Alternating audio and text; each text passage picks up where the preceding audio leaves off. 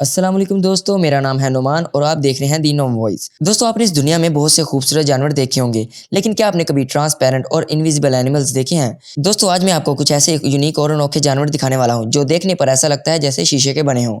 تو پھر ویڈیو کو سٹارٹ کرتے ہیں۔ سبسکرائب کریں دی نوم وائس کو ایسے انفارمیٹیو ویڈیوز دیکھنے کے لیے۔ Number 1، glass فروگ۔ دوستو، یہ جو فروگ آپ دیکھ رہے ہیں یہ دنیا میں سب سے یونیک اور ریئر پایا جاتا ہے۔ دوستو، اس مینڈک کے انوکھے اور اسپیشل ہونے کی وجہ اس کا ٹرانسپیرنٹ ہونا ہے۔ اگر آپ اس مینڈک کو بیلی کی طرف سے دیکھتے ہیں تو یہ بالکل شفاف شیشے کی طرح دکھائی دے گا۔ ایون کہ آپ اس کے لیور اور ہارٹ کو بھی بآسانی دیکھ سکتے ہیں۔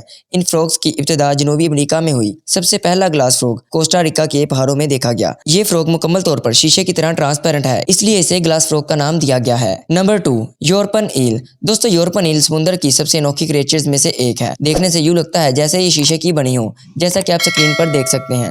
اگر آپ اس ایل کو اپنے ہاتھ میں پکڑتے ہیں تو آپ بآسانی اس کے آر پار اپنے ہاتھ کو دیکھ سکتے ہیں۔ دوستو، یہ ٹرانسپیرنٹ ایل سچ میں بہت امیزنگ ہے۔ یہ یورپن ایل 5 سے 20 سال کھارے پانی میں رہنے کے بعد بالغ ہو جاتی ہے اور پھر اس کا رنگ بالکل سفید ہونے لگتا ہے۔ Number 3، Greta auto butter fly. دوستو، یہ جو بٹر فلائی آپ دیکھ رہے ہیں اس کے ونگز بالکل ٹرانسپیرنٹ ہیں، یہی وجہ اسے شیشے کے پروں والی تتلی کہا جاتا ہے۔ یہ تتلیوں کی ایک نایاب نسل ہے جو وسطی اور جنوبی امریکہ کے علاقوں میں پائی جاتی ہے۔ اس کی خوبصورتی کی بڑی وجہ اس کا ٹرانسپیرنٹ ہونا ہے۔ اس تتلی کے پر اس قدر شفاف ہے کہ آپ ایک طرف سے دوسری طرف بالکل کلیئر دیکھ سکتے ہیں۔